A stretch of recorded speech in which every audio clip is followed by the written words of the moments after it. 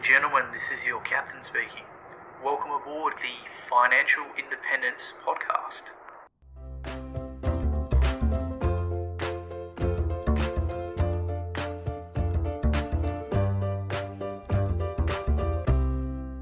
G'day, and welcome to another episode of Captain Fi, the Financial Independence Podcast, where I open the cockpit to some of the best and brightest in personal finance, as well as those who have reached or are on their way to financial independence. Before we get started, remember, nothing said here is financial advice, and you should always do your own independent research before making any financial choices.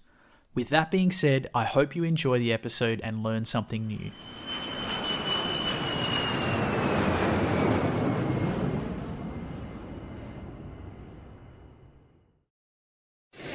This podcast is brought to you by the best portfolio tracking tool for Aussie investors. ShareSite makes it incredibly simple to track your portfolio with automatic updates of share purchases and dividends, easy-to-read graphs, and comprehensive tax and performance reporting, all wrapped up in an easy-to-use cloud-based system.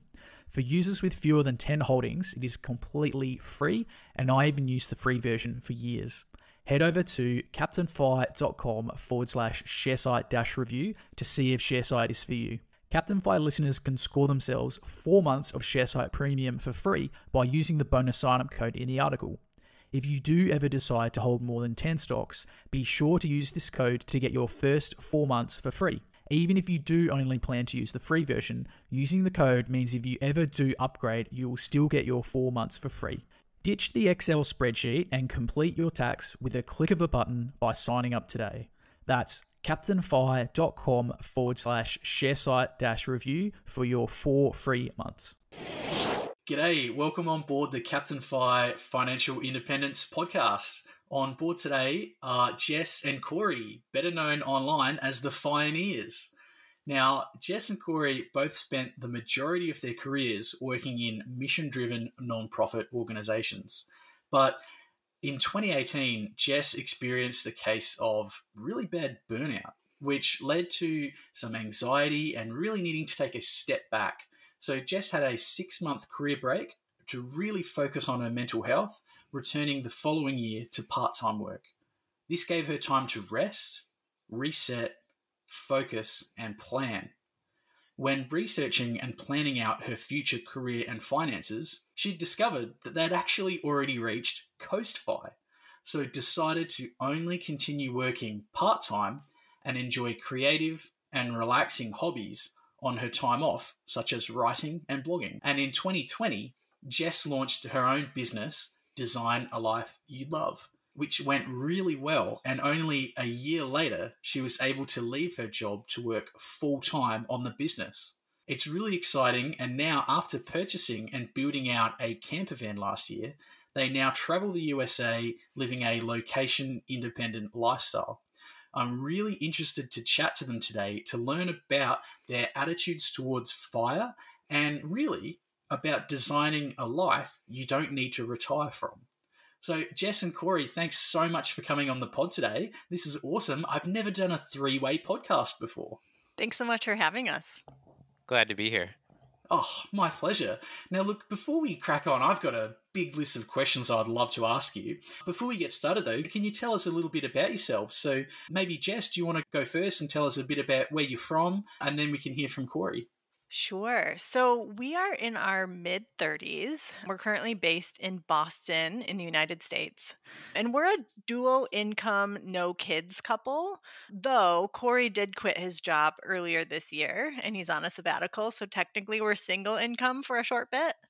And we absolutely love to travel and spend time outside, which was the motivation for us to buy and build out our camper van last year. And we actually just got back home to Boston after a 3.5-month road trip. And we're excited about more upcoming adventures. And now, I don't know if you can truly say you're a dink because you travel with your fur baby in the van, don't you? We sure do. We have a golden doodle named Madison. She's about 9 years old and she goes everywhere with us. That's awesome. I've just got my little Cocker Spaniel pup. She's just curled up next to me and she loves to go anywhere with us. My girlfriend's Filipino, and one of the Filipino sayings is summer. It kind of means, are you coming with? And she is always summer. So she always wants to jump in the car whenever we go anywhere. I love So that. I think if we ever end up with a camper van, which is very high on the list of wants, I think she'll enjoy traveling around just like you guys. Yeah, we highly recommend van life, so you should definitely give it a try. Yeah. So, Corey, are you from Boston as well? So originally from the Northwest, so Washington State is where I grew up, but we're both transplants. Moved to Boston about, 10 years ago? 10 now. Wow, that time has really flown by. Gosh, well, I tell you, there's something I really like that's come from that part of the world, and that's the New England IPA. That's got to be my favorite drink of all time. Yeah, we're not big beer people. I'm actually prefer cider over beer, but it is very popular here. Yeah, and from following your blog, I've seen like one of the things you guys love doing is traveling around and finding new cideries to try the new different types of cider and the different variations. Totally. Yeah, I've always been a big cider person, and I've really, with more mental space over the past year, I've really leaned into learning more about cider and the different varieties and different cideries across the US, and I've really enjoyed the experience. How exciting. Well, look, I've recently brewed a batch of, wow, it's kind of a recorder lid clone. So it's a base apple cider, but I flavor it with quite a lot of mixed berries. I just used the frozen mixed berry packs from the supermarket, and it's turned out wonderful. Just finished cold crashing it in the fridge. And I tell you what, it's a lot of fun, although I must admit, I did cheat because I used packet yeast. And I think as cider experts, you'd probably pull me up there, wouldn't you? You need No, to I use mean that's a lot closer to making cider than I've ever been. So that's kudos to you. I'll have to give that a try sometime. Well, look, I guess speaking of you guys are free, you're traveling in the van, you're living a life of recreation, it can mean different things to different people. And whilst everyone needs to reach financial independence at one stage, not everyone's super keen on the retire early aspect. So that's something I'd love to ask you guys because, I mean, you have, as we mentioned earlier, reached Coast Fire and now working, I guess, part-time running your business. So what does fire mean to you? And can you talk a little bit about maybe building a life that you don't need to strictly, quote unquote, retire early from? Yeah, absolutely. So I'll jump in first, and then Jess, if you want to add anything. Financial independence to me is more about having enough. And there's a few layers to this, and certainly my understanding and what it means to me has evolved over time. But on the surface, there's the more literal having enough assets or passive income to provide you the financial freedom and having the freedom to the extent where you can leave your job and not have to work to sustain your everyday expenses. But beyond that more literal understanding of having enough, there's also the idea of enough possessions.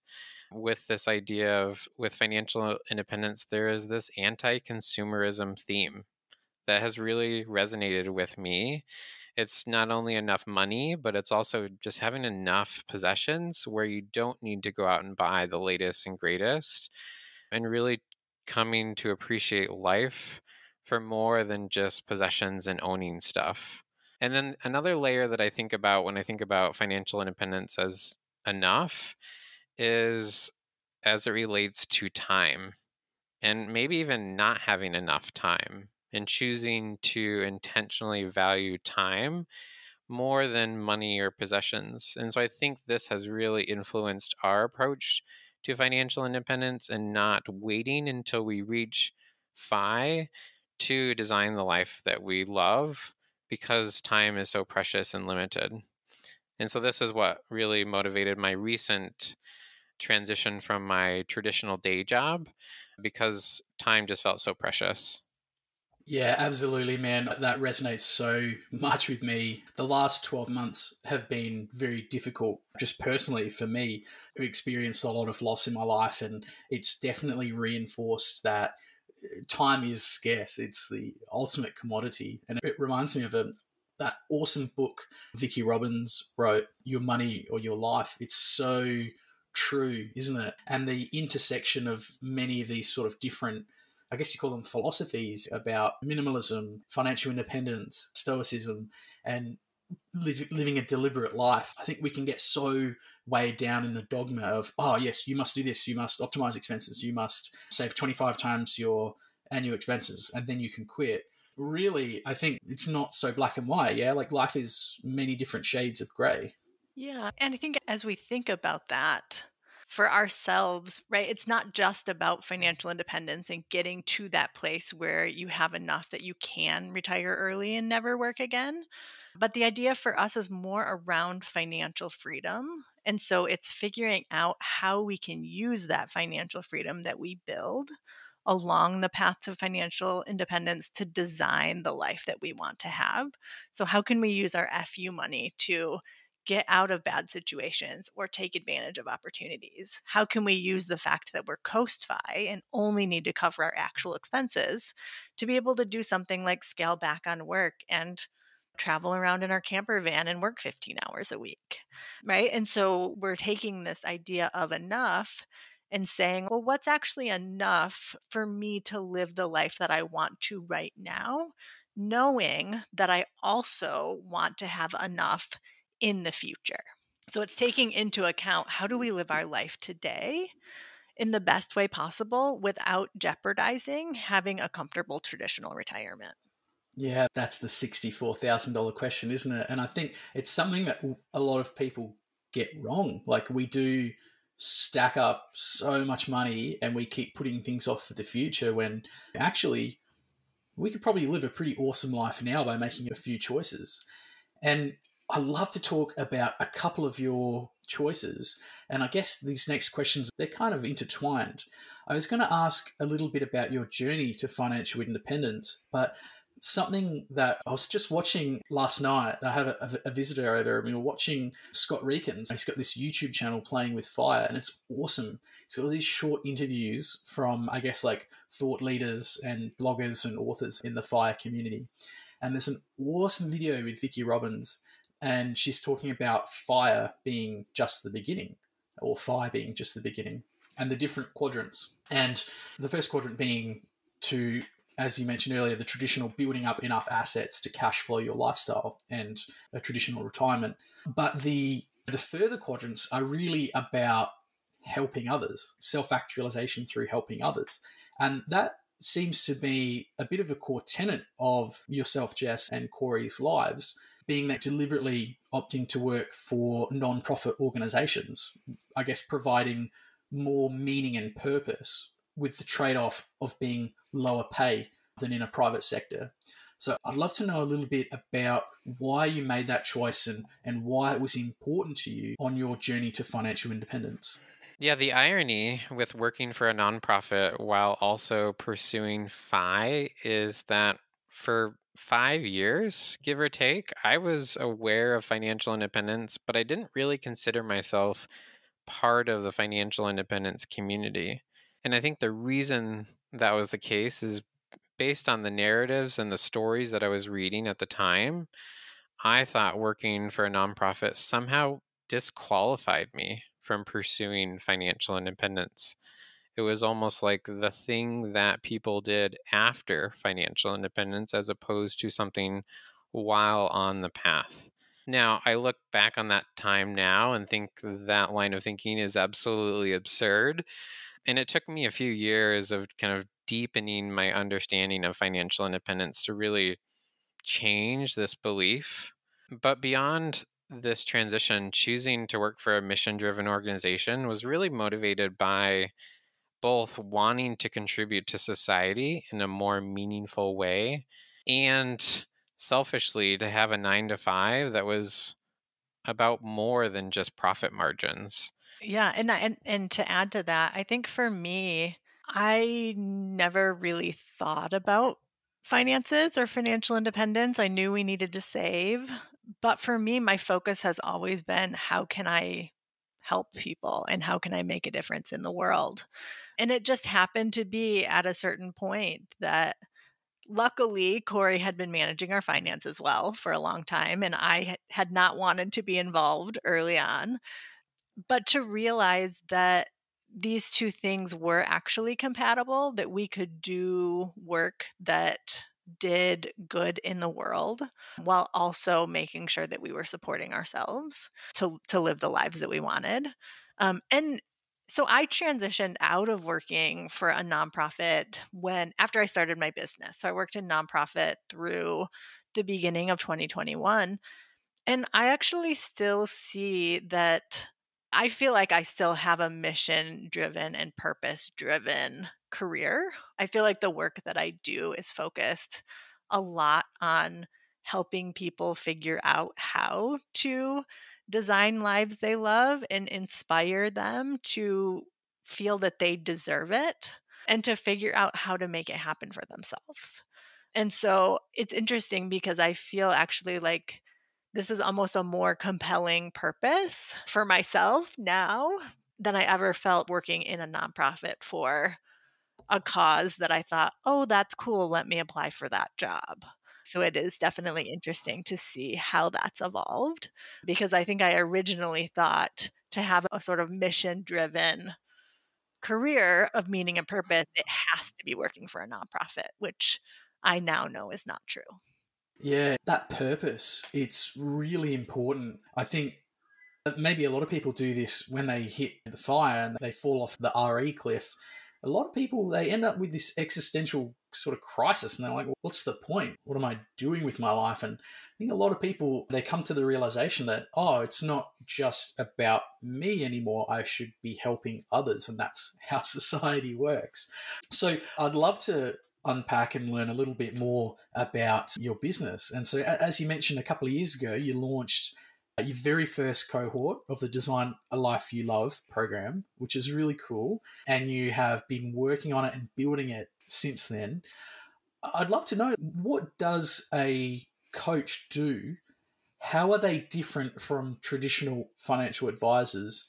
And I'd love to hear a little bit about your personal experience as a coach and making the shift from employee to business owner. Yeah, those are great questions. So, in terms of what a coach does, I would say a coach in so many ways is more of a facilitator. So, a coach often is providing the resources, a process, and a set of questions to help someone work through what it is that they want in their life. So I think that's quite different than a financial advisor. Oftentimes, to a financial advisor, you'll come and say, here's the thing that I want to do. When can I do it? Right? Or what do I need to have in place financially to do it? Right? I'm actually often working with people who are coming to me because they already have the financial freedom. They may have reached Coast Fi, they probably have FU money.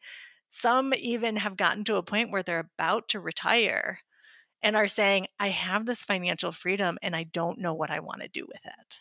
I don't know what I want to be when I grow up, basically. And I don't know what I want my lifestyle to look like. And so that's what I help people do through the group coaching process that I run that's called Design a Life You Love. And so my career history before transitioning into running my own business was working in human resources and organizational development. And so I did a lot of training, coaching, facilitation of retreats and meetings.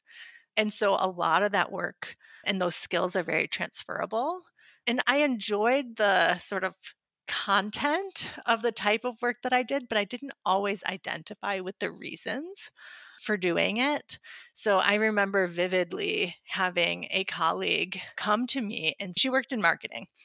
And she said, I would absolutely love to just quit my job, go freelance, and travel around in a camper van for a year. And I remember being like, oh my gosh, you could absolutely do this like tomorrow if you wanted to. But in my job as an HR professional, it was my job to help her stay with the company and retain her and So all of that. it was like the opposite. You were like, no, Yeah, don't RE, don't reach 5. exactly. Yeah. And so for me, that in some ways, that was like a real tension, because it was like the thing that I really want to do is help people have the best lives possible that they can have. And I think in some ways, I think human resources can contribute to that, but I wasn't getting to do that in the way that I wanted to. And so that led to me deciding to start my business, which I did in the summer of 2020. And so I ran that very first cohort, the beta cohort, in the summer of 2020, right after the pandemic hit.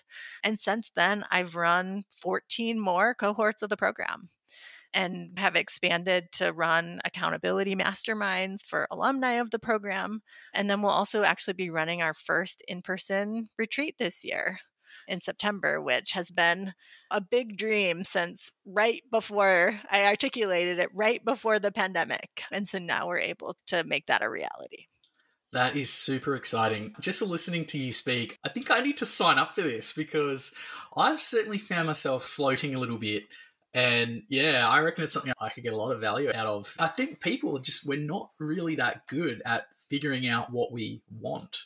I agree with that. I think that's a huge challenge. And I think part of it is human beings are just notoriously terrible at knowing what we want and knowing what will make us happy, right? Until we have some sort of process to work through and a lens through which to look at our options and to take a process where you do a lot of experimentation, right? There's so many stories of people who were like, ooh, I would love to do X. I want to start a restaurant or something like that. And then they're like, great. And they spend all this money buying a restaurant and realize that they absolutely hated it, but they never worked in a restaurant before. They never talked to people who owned a restaurant, right? They never actually learned about what would it actually be like to do this thing. And then when they got there, they actually really didn't like it.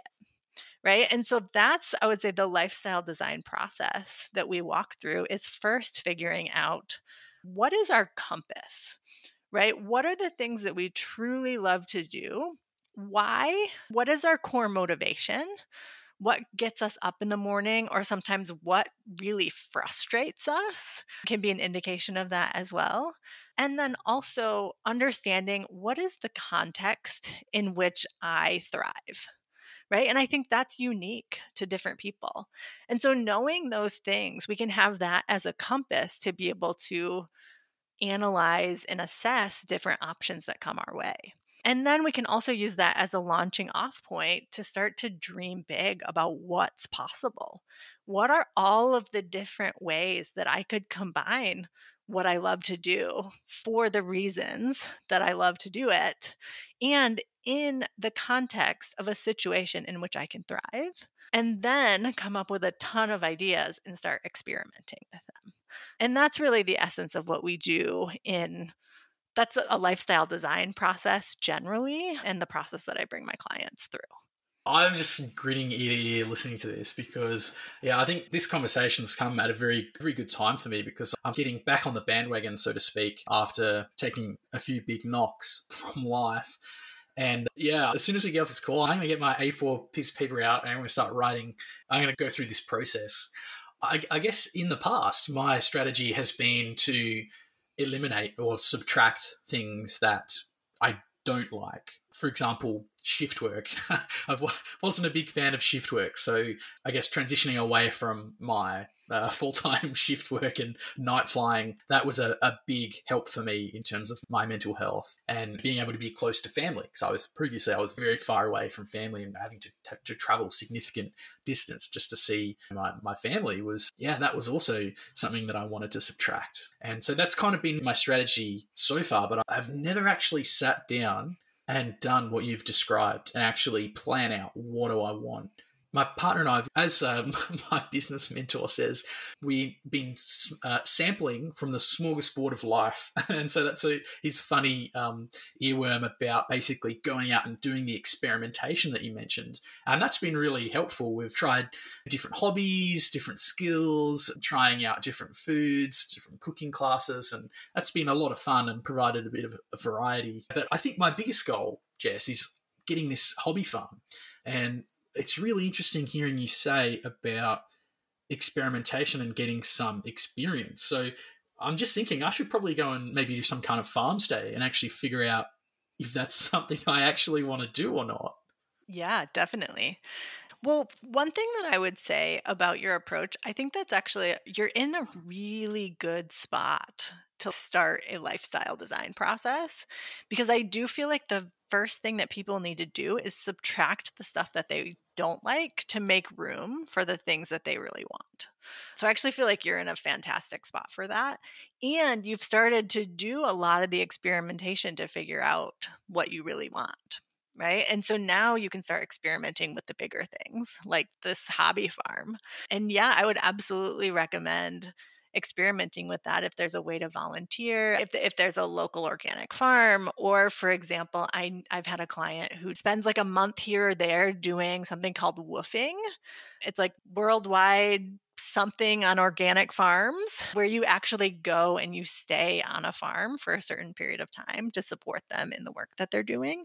And so she recently did a stay with a family in Montreal. I'm so glad you just brought that up because I'm actually getting involved in that. Oh, awesome.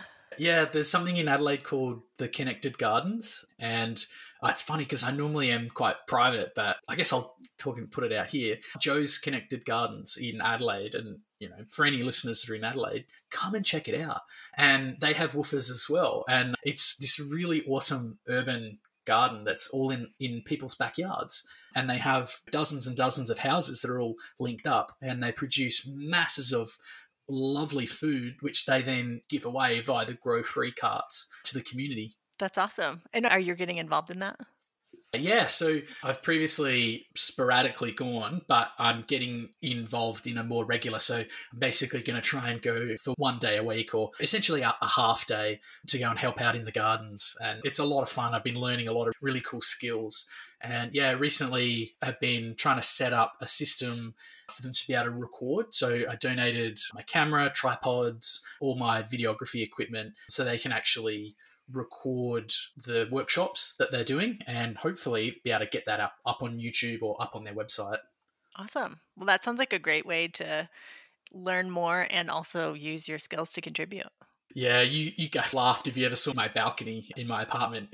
The balcony was larger than my interior. It was just packed full of plants. I had all sorts of pots and everything. I think when Aussie Firebug came to Adelaide for a visit, he came over and him and Mrs. Firebug were just totally blown away. It was a lot of fun. So yeah, I'm really excited to eventually get a patch of land and start doing it myself. But I think, you know what? I think after this conversation, I'm definitely concreted that I need to regularly go once a week and really just get amongst it, get your hands dirty and start networking in that field. So look, Jess, the other thing I wanted to talk about was, I guess we've actually had a very similar lived experience of burnout and mental health issues. And first of all, thank you so much for being so open on your blog and talking about this, because it's something that I think does receive a bit of stigma still, and it certainly did in the aviation industry. In fact, you can't really talk about mental health in the aviation industry without getting stamped as a leper, so to speak, because everyone, especially in the aftermath of, say, like the German Wings tragedy, that was just absolutely heartbreaking, and that was where a pilot deliberately chose to murder-suicide and fly his plane into the side of a mountain. Just absolutely heartbreaking. And so people are very quick in the aviation industry to ground you and cancel your license. And so in addition to that, working really long hours and overtime, as well as me personally side hustling, trying to do property development, pursuing romantic relationship with a lot of my time and focus.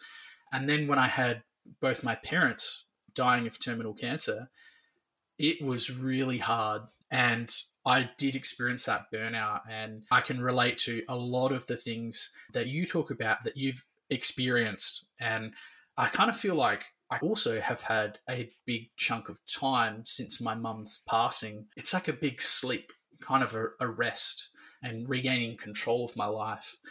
I'd love to hear a little bit about your lived experience and why you think that mental health is so important on the path to financial independence.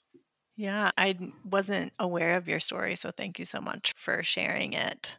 And I'm sorry to hear about your parents. So for me, the mental health issue was really more of a result of working in a really toxic work environment.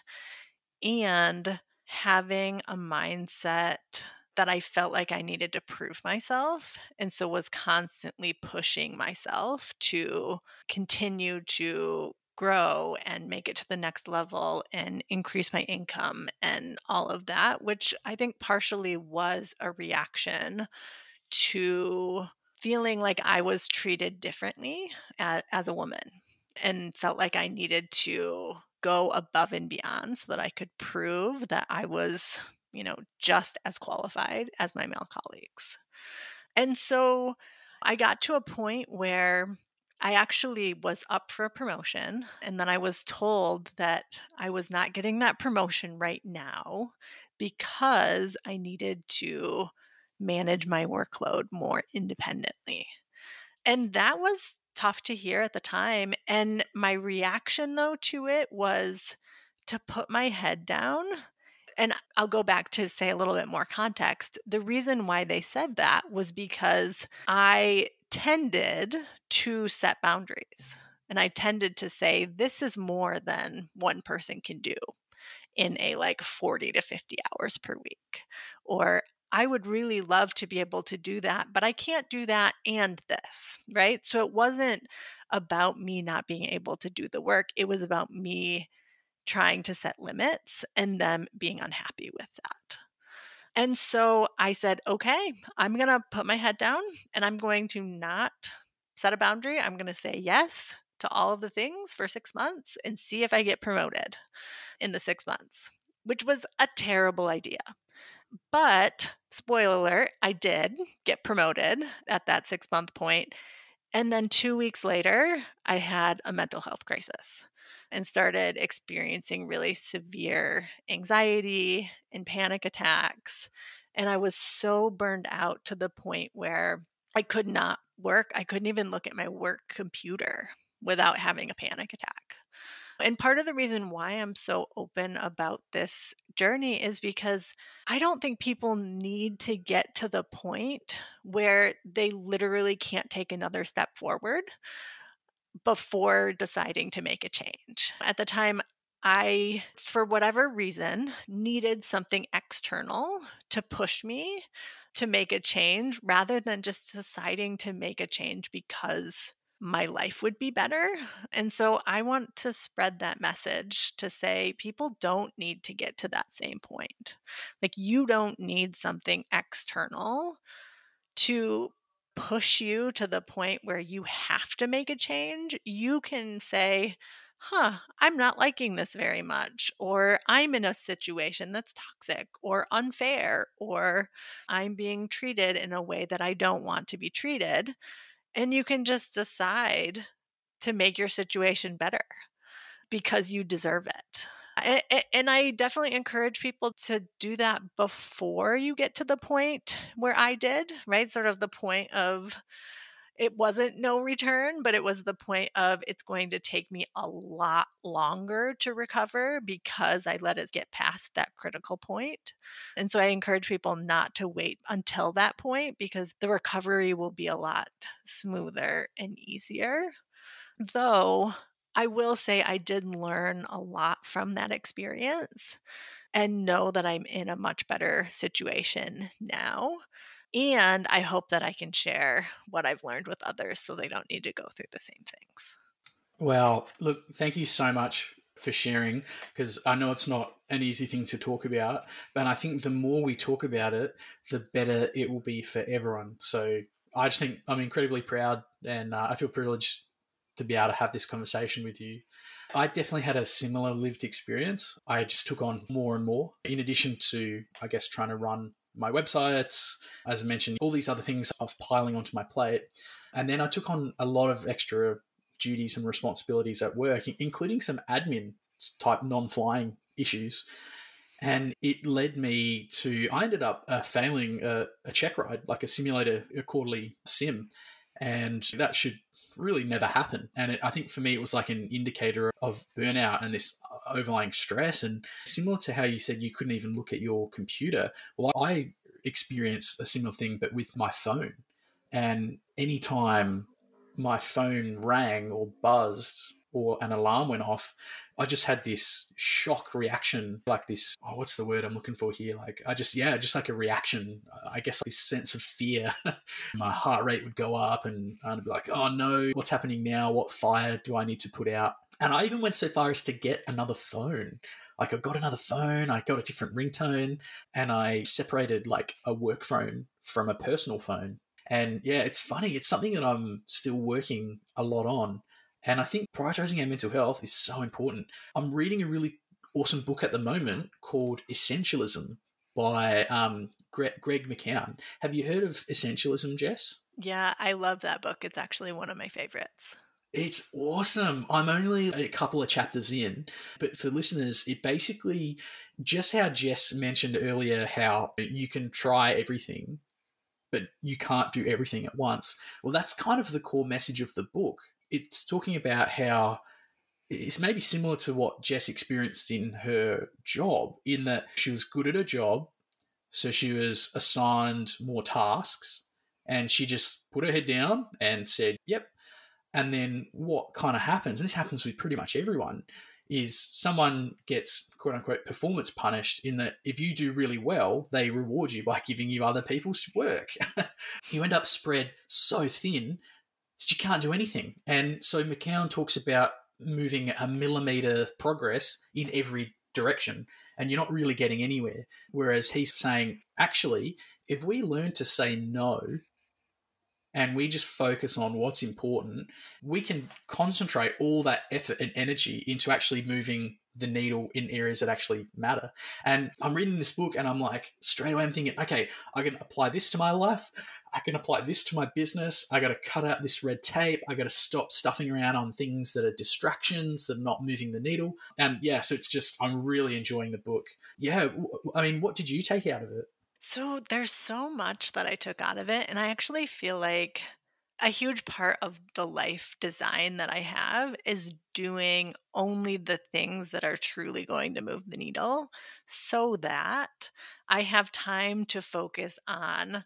So, for only do the things that move the needle in my business, so that I have plenty of time to focus on my mental health, my physical health, my friendships, traveling, adventure, right? And so for me, it's about using that sort of essentialism mindset to make work just a smaller piece of the pie of my life, and to be able to focus on the other things. And then I guess there's certain things that I've applied to many areas of my life. I think there's like a hell yes policy, that if something's not a hell yes, then it should probably be a no.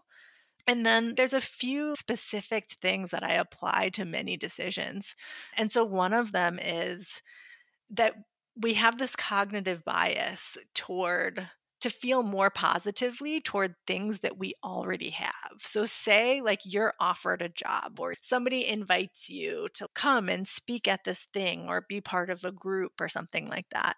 All of a sudden you start to think, oh, maybe I do want to do that, even though that's going to take a ton of my time. Right. And one of the things from that book that I think about a lot is, if I didn't already have this opportunity, how willing would I be to fight for it? And if I wouldn't be willing to fight for it, then I probably should say no to it. And so those are just some of the things that I use as I think about sort of new opportunities and things that are coming up, is if I say yes to this, it probably means I'm going to have to say no to something later. And if it's not a hell yes, then I want to wait for a hell yes. I love that. The hell yes philosophy. That's epic. If it's not a hell yes, it's probably a no. That's probably a good way to sort the wheat from the chaff. Look, Jess, I am so guilty of that sunk cost fallacy kind of endowment effect thing, where I always do that. Like, I think things that I have are like way more valuable. And as I was reading Essentialism, and I'd previously read the Mary Kondo, and I was like, all right. And so I recently just went and cleared out like a whole bunch of my cupboards and drawers and stuff. And I'm like, I guess I was kind of doing that. I'm like, do I really like this top? Like, it's not a hell yes. Like, I've been carrying it around for 10 years with me and doesn't really fit. And would I go out and buy this today if I didn't have it? It's, no. Well, why am I keeping it then? So I ended up giving away a bunch of stuff to friends, donating stuff. And I feel better. I feel way better because I feel like it's opening up room in my life for other things. Yeah. And so actually, I think that ties together because I think all of these different areas of our life are connected. We're getting the clutter out of our schedule and our mind, right, with essentialism. But then I think it also relates to minimalism. And that's actually something that Corey's been exploring a little bit recently. And we actually are doing this month a minimalist challenge. Awesome. What are you doing for the challenge, Corey? Yeah, so inspired by our recent travels in the van, where the number of items that we can bring with us is very limited. When we got back, we decided to do a month-long minimalist challenge, which I'm not sure what inspired it. Jess actually introduced it to me a few years ago. But the idea is that on day one of the month, and you can do this on any month, but on day one, you get rid of one item. On day two, you get rid of two items. On day three, you get rid of three items. And you go throughout the month until day 30 or 31, where you're getting rid of 30 or 31 items. And so we're doing it in the month of July. Fortunately, unfortunately, July has 31 days. And so we are going to be getting rid of 496 items in 1 month. And it's kind of a nice, fun way to gamify minimalism, where you can make it a game and make it a challenge and push yourself, and also build the skill of getting rid of items or decluttering throughout the month. So while day one and day two is pretty easy to get rid of 1 and 2 items, it gets progressively more difficult. And so we're on day 13, and we've kind of hit the low-hanging fruit of the things we knew we wanted to get rid of. And now we're hitting the stretch of, okay, we're not sure exactly what we're getting rid of tomorrow, but we got to figure it out, or we got to figure it out quick.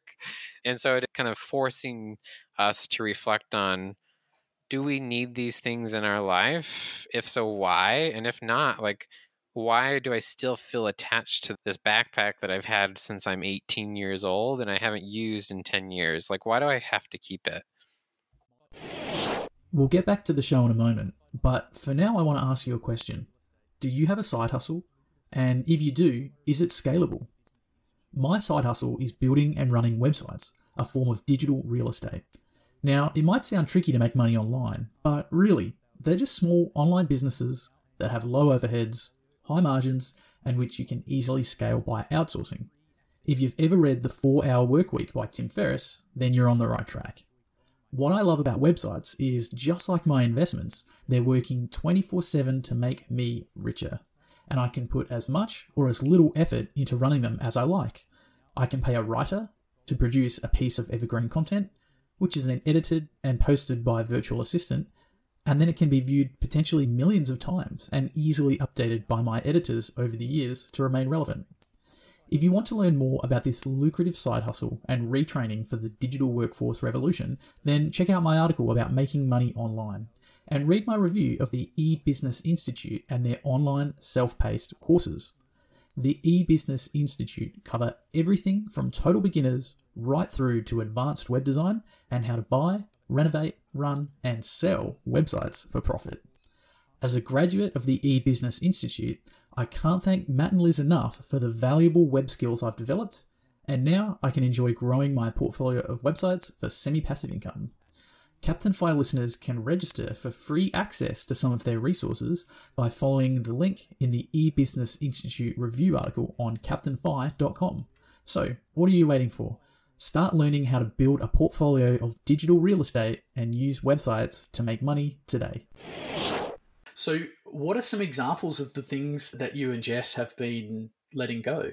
So we started the month off with focusing on clothes because that was probably the low-hanging fruit. I also, with transitioning out of my job, I felt like I didn't need as many work clothes, especially those work clothes that were kind of on the fringe of whether I'd wear them or not anyway, because they didn't fit right, or maybe the collar was just like too old and it wouldn't stay flat.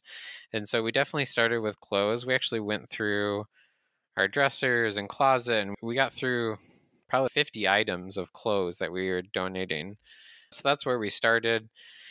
Next on the list, I think, is probably books, because many years ago, I loved to buy books. It was kind of my way of continuing to digest information. And also, it was kind of a trophy of knowledge of, hey, I bought this book, I read it, look at me, I'm gaining all this knowledge. Where now I digest information in a much different way, and I'm not really buying books anymore. So, books are the next item. And then decluttering our basement. Somehow, basements or garages somehow collect all the stuff that you kind of want to get rid of, but you're not ready to get rid of it. And so we have tens, if not hundreds of items in our basement that we can get rid of. And I think the whole kind of purpose of doing this minimalist challenge, part of it is bringing it back to that conversation of financial independence being about enough and having enough possessions. And I think we now, so I did a minimalist challenge a few years ago, and Corey's joining me in this one this time, and was the catalyst behind it this time. But I think the purpose around it is similar to this question that we're asking, is what do I actually want to bring into my life? And is this thing worth it? Is it giving me the value? And so it helps us to look at anything new, and do we really want to bring that into our life? And so I think, right, and when we have fewer things, it helps with that mindset shift. And I think coming back to this essentialism concept, I think it's all connected, right? And so if we're thinking more intentionally about what items do I want to bring into my life, we're going to be thinking also more intentionally about what activities and responsibilities and things that take up our time, what of those do we want to bring into our life? Yeah, it's important, isn't it? And I think for me, at least, it links directly to my well-being and my mental health, because I feel like I'm not weighed down. I feel like I can go out and do something. I feel, even it might sound a bit silly, but even just like having a clear desk when I'm working, or when I'm like right now, there's a nice, smooth, clean desk. And I feel like it puts me in a really good headspace.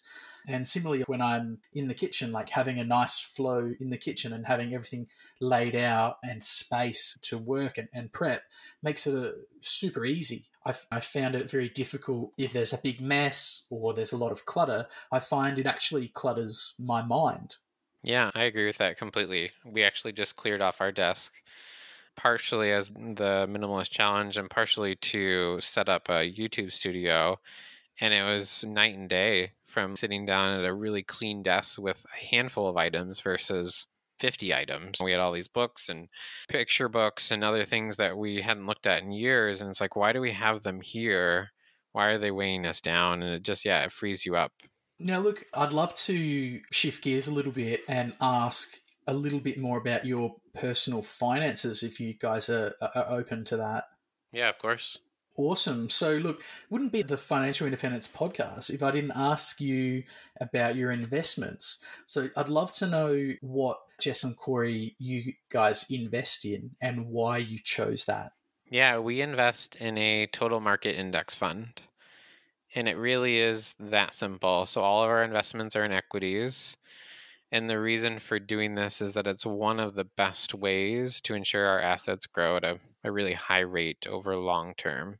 And to be honest, there are a lot of people who are a lot more educated and smarter on this topic than me, who have really shown how stock market index funds outperform picking individual stocks or actively managed funds with high fees. And so many years ago, I read up on this and I bought into the investment philosophy of buying index funds. And the benefit of doing so is not only a good return, where our rate of return over the past decade has matched the overall market, which has been generally really good, but it also requires so little time and mental energy to maintain our investments. And so it really is passive. It allows me and Jess to focus on other interests in the day to day. But that's our investment approach. Awesome. So you guys are obviously over in the United States. Is that, when you say a total market, is that like a US market, or do you have international diversification as well? No, we have international as well. Awesome. Global. And what's your take on bonds or cash? You mentioned all equities. Does that mean you're 100% shares, or do you also have bonds or money market, that kind of thing? Yeah, so we don't have bonds. Our approach is, I think Paula Pant has described this as like a barbell approach. Effectively, we also have a really large cash that's sitting in high yield savings accounts. And so that is what we use for the short term. And then all of our investments are focused on long term. So we're not really trying to have a equity bond certain allocation between the two. It's solely equities because they outperform in the long term. Yeah, And I actually do something similar myself. Sorry, Jess, you were about to say something? yeah, I think I was going to say, so with the barbell approach, my understanding of that is that when you're younger, when you're further away from an age where you're going to be using the funds for retirement or sort of any sort of use, having those in stocks and in equities makes sense because you're going to leave them there to grow. Whereas when you're getting to a point in time where you're more likely to be needing to use some of those assets, at that point in time is when you would want to have more bonds in your portfolio to be able to hedge against there being the sequence of return risk and all of that as you're getting closer to actually using the money. And then as you get further into a retirement, you can actually scale up your equities or stock allocation again because you don't need to be quite as concerned about that sequence of return risk at that point. But we're far from wanting to utilize our portfolio in any way. We're still covering our costs of living with active income. And so we're comfortable having our funds fully in stocks as well as having that cash cushion. Yeah, the Coast Fire is an awesome strategy. And I think running a business, and you don't have to have these crazy 100 million, $1 billion businesses that a lot of the entrepreneur porn online spruiks, but you can just have a small business and it can be a very valuable asset for reaching fire. I think it's really underrated.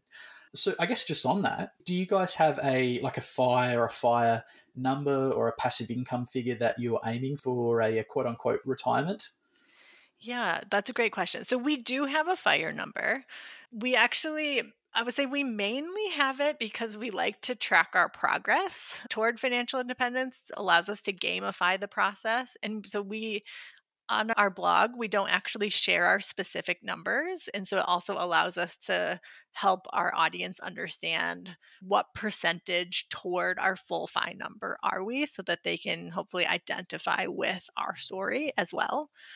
And as of right now, we're about 40%, maybe, but the last I looked, at least we were about 40% of the way to our full financial independence target.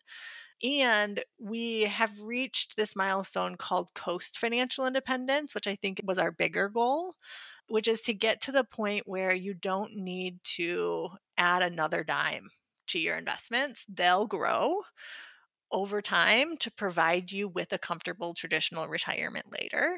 And we have reached that point. So, right now, all we need to do between now and the age of 53 or something is to cover our actual expenses.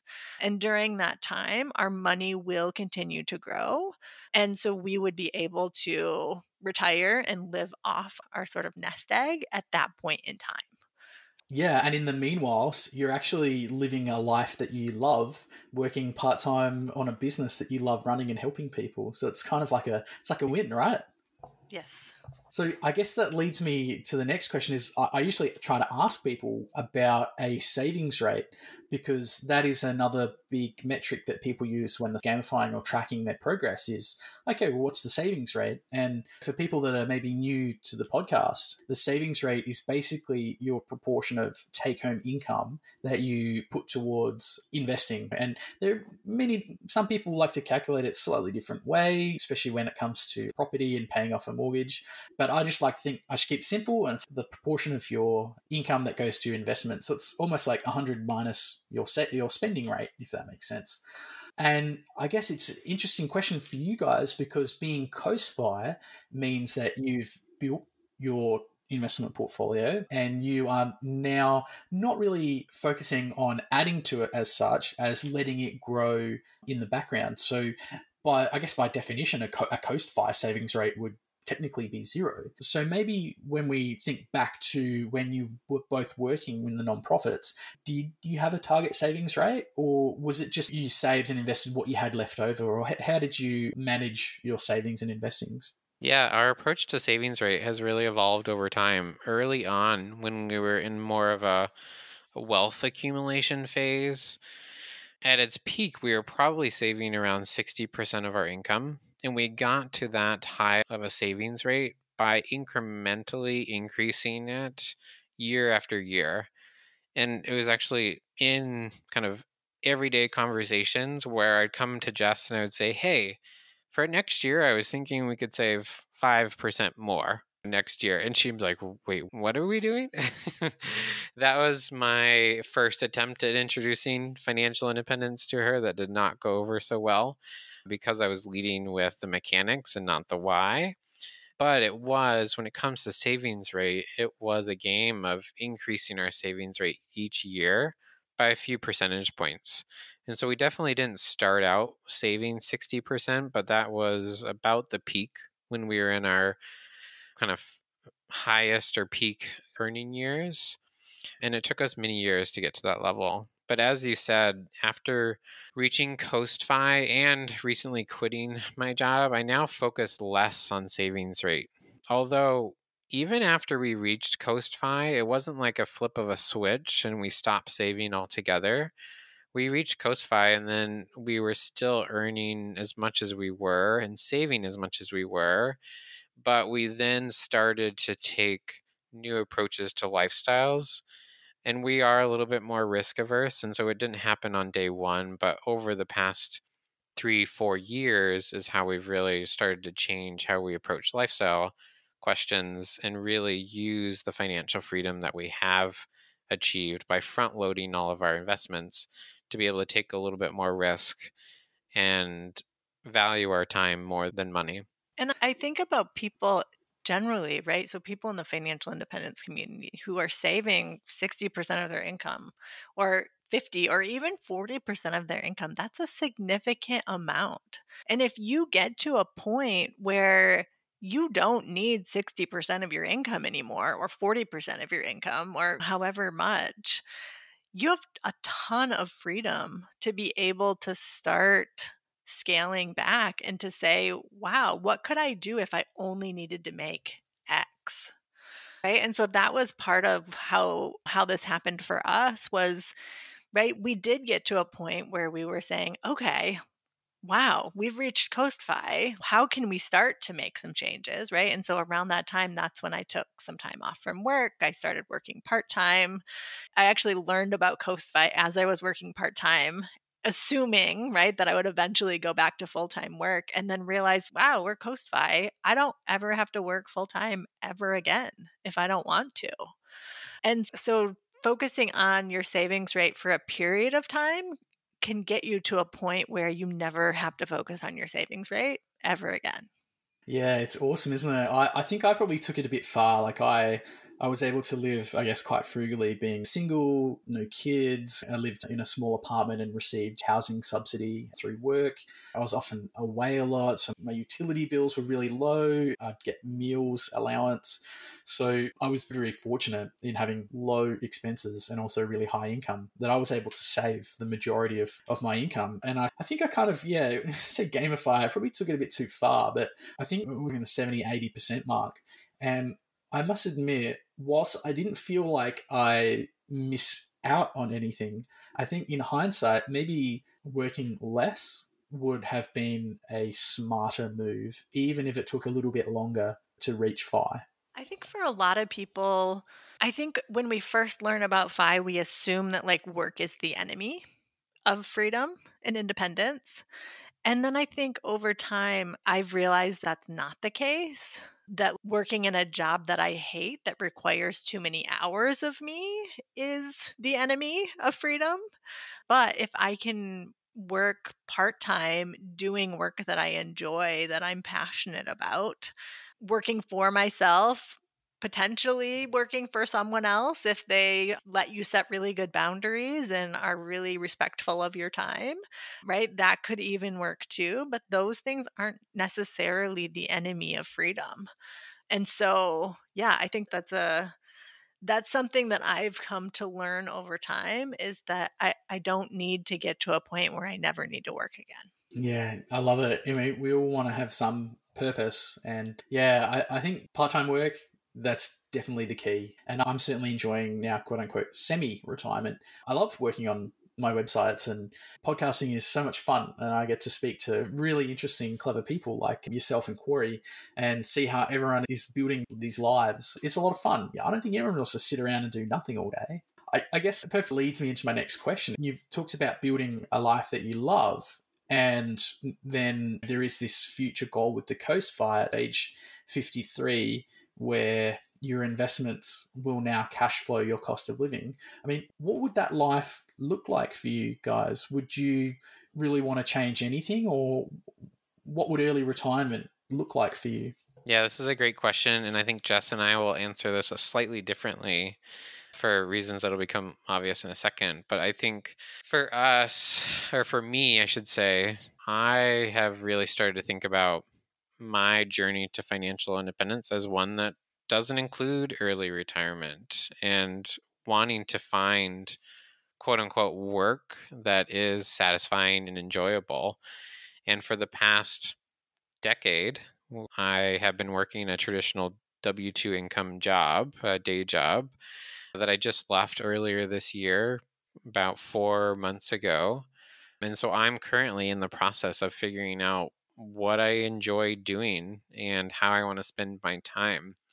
And so the short answer is I don't know.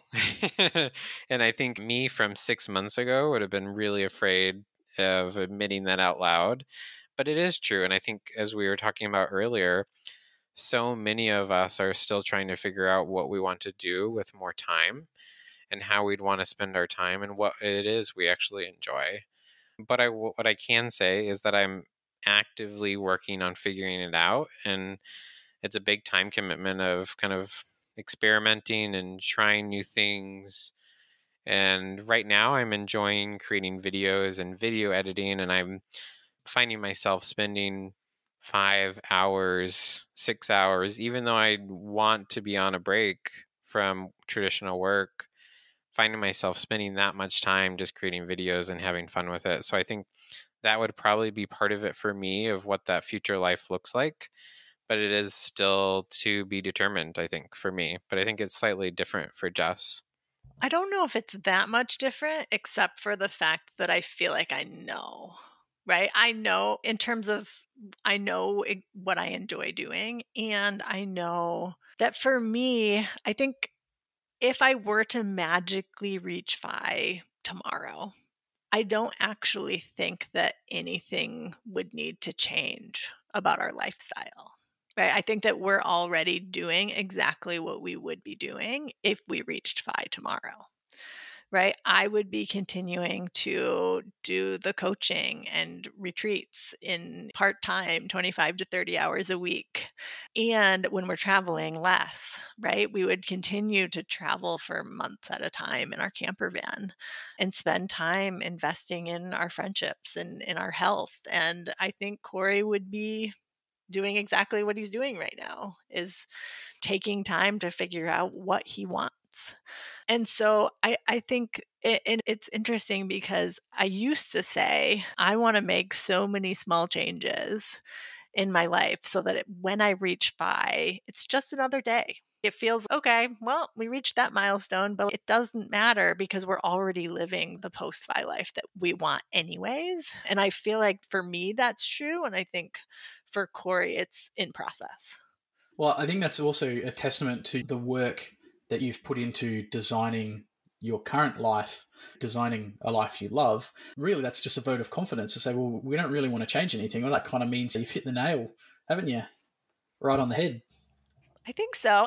And I wouldn't say that nothing's ever going to change, if that makes sense. Like, I think that what we are going to want and the things that we want to do, I think those things are going to continue to evolve over time. I would imagine I'm starting even to think about, would I want to write a book? Or do we want to travel for 5 months next year? Or would we ever want to do a whole year? Who even knows about that, right? So there's different ideas floating around of things that could look different over time.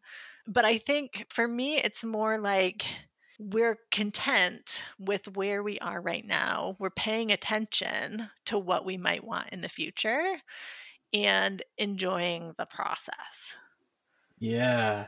Now, that is an interesting one. You talked about travel there. Now, I usually ask guests whether their team pay off the mortgage, team keep the mortgage, or team rent Vesta. But you're a new category. You're almost team home base satellite because you, of course, spend a lot of your time traveling in a camper van. So, how does it work, guys? You have a house and do you rent that out, or what's your strategy when it comes to, I guess, your base? Yeah, so we have our home base in Boston. So we just started traveling significantly in our camper van this year. So we're still kind of figuring it out too. So we had some friends who were doing renovations on their house living here while we were traveling this spring. And we just allowed them to do that because they're good friends of ours. But in the future, we are considering renting out our condo while we travel to help us cover the cost of the mortgage. And I think honestly, we don't know what's going to happen over time, right? I think we really enjoy Boston. We have really good friends here.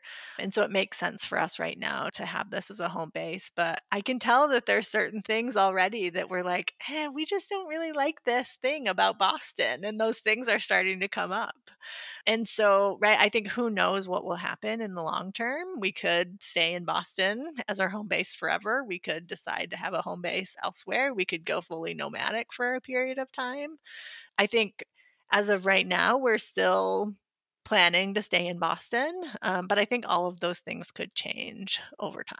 Yeah, and I'm not sure what it's like in Boston, but certainly here in Australia, property seems to be the predominant religion in Australia, and property prices are pretty crazy. And a lot of people use property as a retirement investment vehicle, and it could be kind of seen as a little bit of a backup. And I guess we talked about investments, and you guys mentioned predominantly you use your total market index fund as your primary investment vehicle. But I mean, would you ever consider your condo as being a form of investment?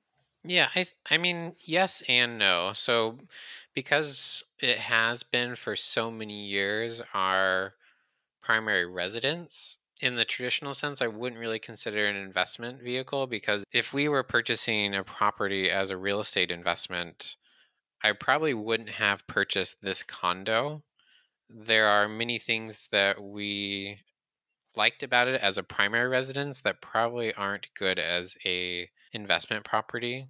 And so no on that regard, but yes in the sense that as Jess was just talking about, we are considering renting it out for the short term. And so it will produce some income if we choose to go down that route. So yes and no. Okay, and what is your plan with the mortgage? Is it something that you're just happy to let run its course, or is it something you want to actively pay down quicker? Yeah, so we're actually actively letting it run its course. I think we don't necessarily feel like we need to pay down the mortgage quickly. We don't feel like that is going to give us a sort of feeling of freedom. I think sometimes that's one reason why people say, I want to pay down the mortgage really quickly because it helps them feel like they have more options. We actually did the opposite thing a couple of years ago. We did a refinance and we actually cashed out of it. And so we actually got a lot of that equity back in cash, which originally we assumed that we were going to use that as a down payment for a rental property. We decided not to do that. And so just ended up putting, most of the money in the market. And then some of it went to fund the camper van. And so we're just going to pay it off on the schedule. And then I do think that we did the calculations at one point that if we were to choose to retire at the age of 53, that like it would possibly make sense financially to pay it off in a lump sum. And so once we get to that place in the not near future, we'll do the calculations and see if it makes sense to pay it off or to just keep it going. Yeah, that's awesome. And from the sounds of things as well, having a condo, it seems living well below your means. Unfortunately, you see it time and time again here in Australia, is I guess because of the way property tends to accumulate, go up, people have this incentive to live way outside their means and buy way too much house. Like, I'm serious. In Sydney, there's houses that are like $2-3 million or more. And so there's almost this incentive to buy it, knowing that it'll go up in the future and you'll build equity, which is, I guess, a kind of a different philosophy to the majority of the FIRE community, which is to kind of live in enough house to know that's enough because you're not really using it as an investment vehicle per se. Yeah, absolutely. We decided to buy a starter home and then just kept it because it more than meets our needs. I'm having a great time here. We're getting close towards the end of the interview. And so I like to ask everyone these next two questions. So I guess the first thing is, one of the best things we can do on our journey to FIRE is educate ourselves and look to people that have gone and achieved what we want to do before us so we can emulate them. And that's especially true when it comes to self-education. So, I mean, we've talked about a couple of awesome resources, Essentialism being one of them. But do you guys have any other favorite resources that you've used on your journey? Like, they might be books, websites, blogs, podcasts, documentaries, that kind of stuff that you really loved and that really helped you. Yeah. So my absolute favorite book, it's not a financial independence book, but it's focused on lifestyle design. It's called Designing Your Life. And it's by these two Stanford professors that actually took design thinking principles from the world of architecture and design and applied those same principles to your lifestyle. And so it's one that I've learned a whole lot about. I send it to all of my clients. I recommend it to everyone I know. And so, yeah, I highly would recommend that. I think one thing that comes to mind for me is the book The Simple Path to Wealth by J.L. Collins. When I was digesting personal finance every day, I was reading all of these traditional investment books and blogs. And then I read The Simple Path to Wealth by J.L. Collins, and it basically summarized our new approach to investing. And so that is kind of the cornerstone of our investment strategy. So I highly recommend that. Brilliant book. J.L. Collins, he's an awesome guy. Yeah, I was really fortunate enough to be able to interview him recently. And yeah, it just blew my mind that I was even chatting to the guy because it's been an idol of mine for such a long time. Brilliant book. If anyone listening is thinking about it, just go and get a copy of his book. And he's releasing a new book shortly too, Pathfinders. It may be out by the time this interview comes out. I'm not sure. But yeah, he's doing pre-orders for that. And if it's anything like Simple Path to Wealth, it's definitely worth getting. Even maybe it's like an ebook copy. I'm really looking forward to having a read. But awesome. I'm going to try and find Designing Your Life as well, Jess. That sounds like a really good read. The last question is by far my most hated question, all right? If you could summarize your philosophy or your message into a couple of bite-sized pieces, what would be your absolute top 3 bits of advice for someone on the path to financial independence? I'm interested to see whether Jess and Corey, you have different answers. Oh, do you want us each to do them? Yeah, let's go both. Okay. So it's funny, when you first were saying, what is your very first thing? And I was thinking, can I do it in 3 words? And my 3 words would be enjoy the journey.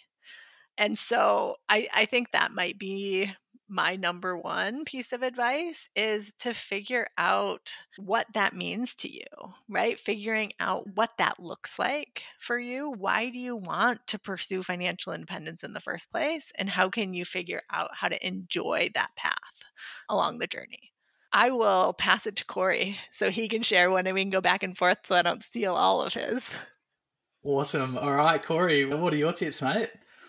Well, I think she's still one of mine already. So let's see. My first tip is to, as ironic as this is, I wouldn't focus on the numbers as much as you might be tempted to when you're pursuing financial independence. I'm definitely guilty of this, and I spent probably a good portion of a decade obsessing over the numbers. But really, when it comes down to it, it's about the life that we want to live and seeing money as a tool as opposed to the end all be all. Okay, my number two is, I would say, figuring out how you can use the financial freedom that you've built to design your life along the path. So I think that goes a little bit with enjoying the journey.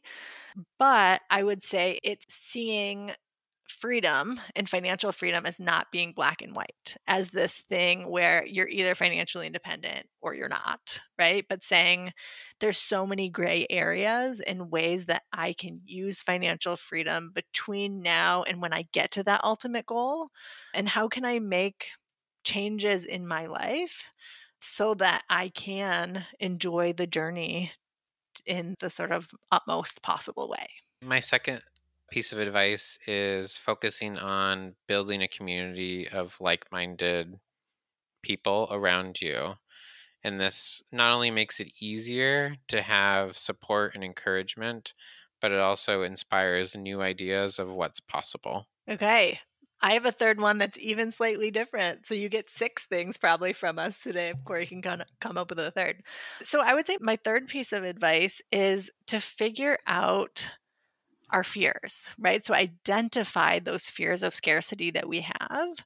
I think all of us, so many of us at least, tend to have this feeling that I could make one wrong choice and everything could fall apart and I could end up destitute. And I think that's just not really a reality for many of us, right? For those of us who have been pursuing financial independence and who have created these safety nets for ourselves. I think a lot of the times the things that are holding us back aren't actually the money, right? It's actually our fears of scarcity. And I think of this, there's a study that was actually done here in the US of ultra rich people. So people who have $25 million net worths or higher. And on average, each of them said that they needed about 25% more to feel financially secure. Like even ultra rich people with millions upon millions of dollars of net worth felt like they needed 25% more. And I found that comforting in a sense that I'm not alone. Everyone feels this, right? But I think we have an antidote to that in the financial independence community to say, what's truly enough for me? What is enough money for me to be able to do the things and spend my time in the way that I want to? And so working through those fears of scarcity can help us do that. I love it. And it basically is coming down to one of the first things you said on this interview, which was what is enough, figuring out what is enough for you. Yeah, Love it. absolutely. And so we wouldn't be married if we didn't have a similar response here. So my third one is being willing to take risks. And so many people, especially those who hear our story, so many people who have heard our story think that we are just risk takers, but that couldn't be further from the truth. We're actually quite risk averse, and we just learn to, as Jess was just saying, create those safety nets so that we are able to take risks and be comfortable doing so, knowing that we've thought through the implications. So that would be Love my it. last tip of advice. Yeah, be willing to take risks and I guess learn how to manage those risks and uncertainties, which is what you and Jess have actually become quite good at doing. Yeah, absolutely. Well said.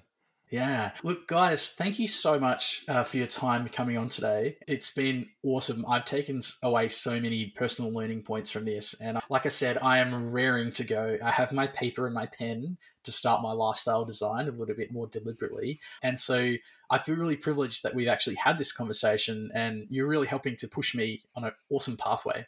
Before we finish up though, is there anything else you'd maybe like to bring up or mention that we may have missed? I don't think so. I think this was a really good interview. Awesome. Well, look, where can listeners find out more about yourself and Corey, your journey, and where they might be able to contact you? Yeah, so you can find us on our website. It's thefioneers.com.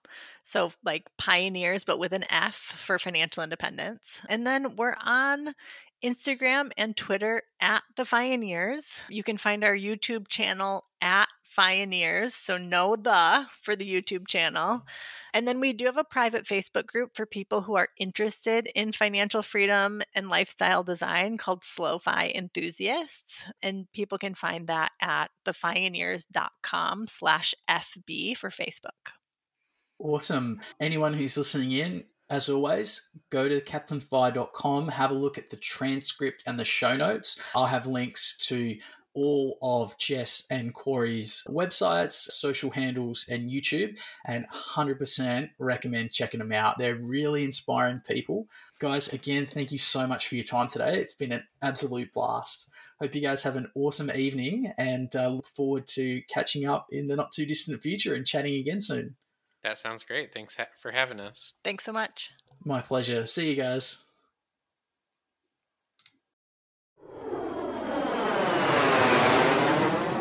Thanks for listening to another episode of the Captain Fi Financial Independence Podcast. To read the transcripts or check out the show notes, head over to www.captainfi.com for all the details. If you have a question for the captain, make sure to get in touch. You might even make it on the airwaves. You can reach me online through the Captain Fi contact form or get in touch through the socials. I'm active on Facebook and Instagram, as well as a number of online finance and investing forums. And finally, remember, the information presented on the show and the links provided are for general information purposes only. They should not be taken as constituting professional financial advice. You should always do your own research when making any financial decisions and make sure it's appropriate for your personal circumstance.